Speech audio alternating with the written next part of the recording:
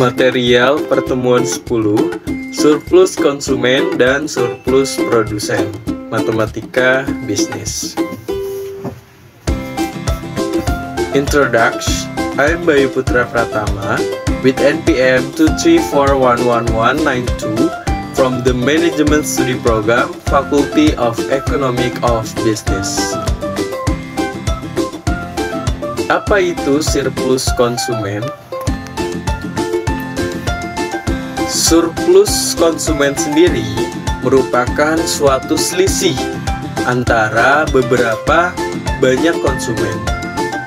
Nah, konsumen sendiri bersedia untuk membayar suatu produk dan layanan dengan harga yang sebenarnya yang mereka bayar. Nah, ini adalah ukuran dari keuntungan suatu ekonomis yang diterima oleh konsumen ketika mereka dapat membeli produk atau layanan yang mereka bersedia bayar. Nah, surplus konsumen dapat dianggap sebagai manfaat ekonomis yang diterima oleh konsumen dalam sebuah transaksi. Jadi, surplus konsumen ini adalah seberapa banyak sih konsumen untuk membayar suatu produk atau layanan yang telah disediakan. Nah, dari situlah dapat melihat ekonomisnya. Apa itu surplus produsen? Nah, surplus produsen ini merupakan suatu selisih antara pendapatan yang diterima oleh produsen atau penjualan dari penjualan suatu produk. Nah, dengan biaya produksinya aktual yang diperlukan untuk memproduksi produk atau layanan tersebut. Dalam istilah sederhananya adalah keuntungan ekonomis yang diperoleh oleh produsen ketika harga jual produk atau layanannya lebih tinggi daripada biaya produksinya. Jadi, surplus produsen ini pendapatan yang diterima oleh produsen. Gitu. Jadi lebih ke menguntungkan dari produsen. Penerapan surplus konsumen dan surplus produsen.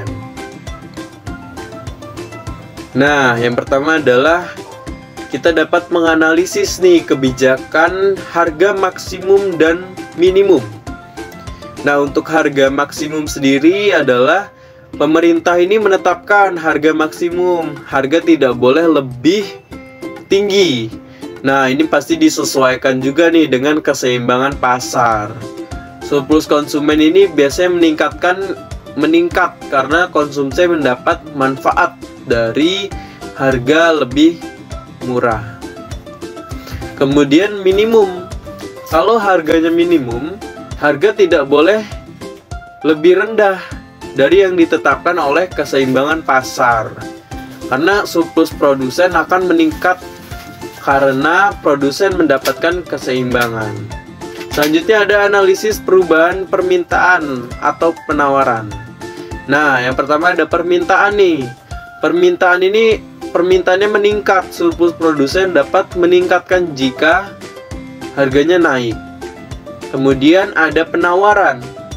Penawaran meningkat, surplus produsen dapat meningkatkan jika harganya turun.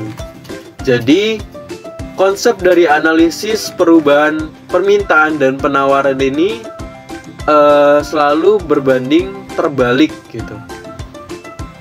Jadi, lebih mudah untuk memahami tentang menganalisis permintaan dan juga penawaran pada penerapannya. Next, yaitu terakhir analisis perubahan teknologi atau biaya produksi. Nah, perubahan dalam teknologi atau biaya produksi dapat mempengaruhi nih surplus dari produsen. Jika biaya produksinya turun, surplus produsen mungkin meningkatkan karena produsen dapat menghasilkan dengan biaya lebih rendah. Sebaliknya, jika produsen naik, surplus produsen mungkin mengalami penurunan. Nah, sama saja, akan berbanding terbalik seperti tadi. Next, apa sih kelebihan surplus konsumen dan surplus produsen?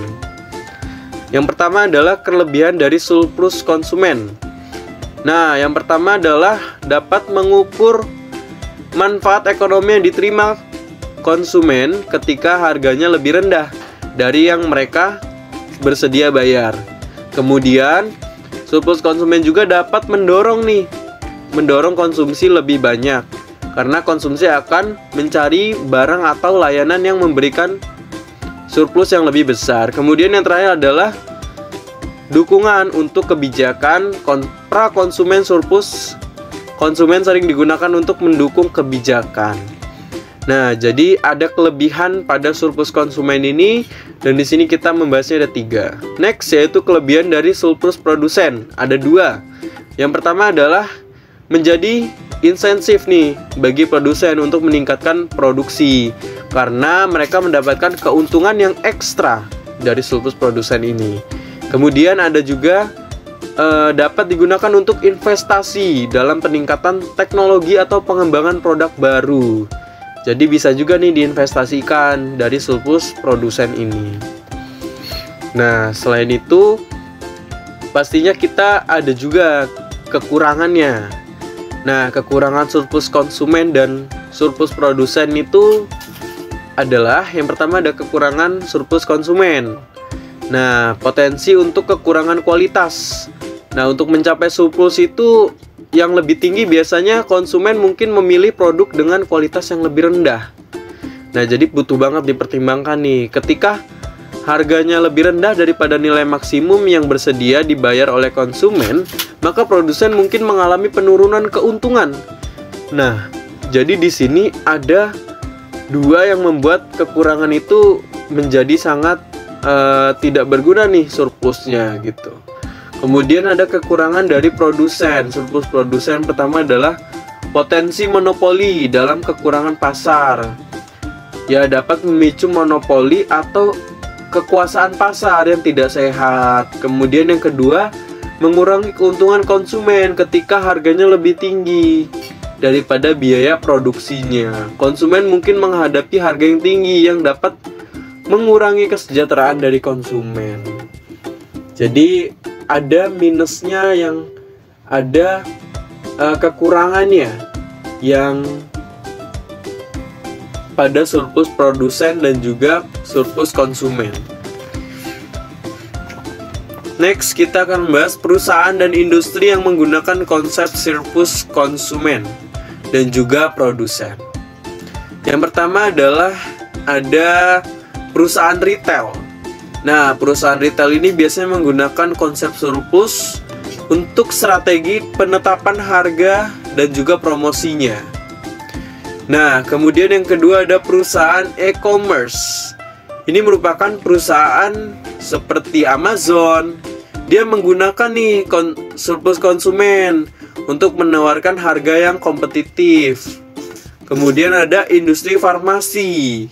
Nah, biasanya farmasi menggunakan surplus produsen ketika mereka memiliki hak paten, kemudian obat-obatan tertentu.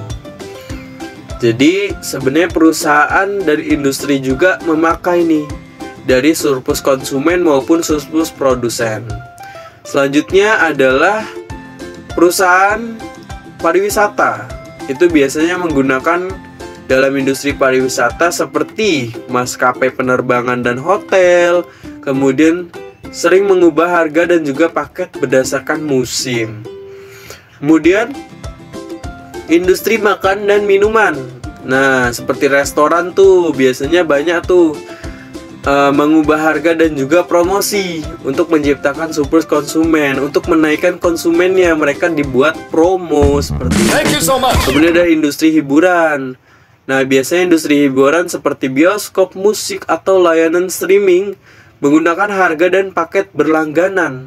Nah, kita contoh kecilnya aja adalah Spotify gitu ya. Nah, gitu. Nah, mungkin itu saja yang dapat saya sampaikan. Semoga bisa bermanfaat dan dapat teman-teman ambil manfaatnya tersebut. Terima kasih. Wassalamualaikum warahmatullahi wabarakatuh.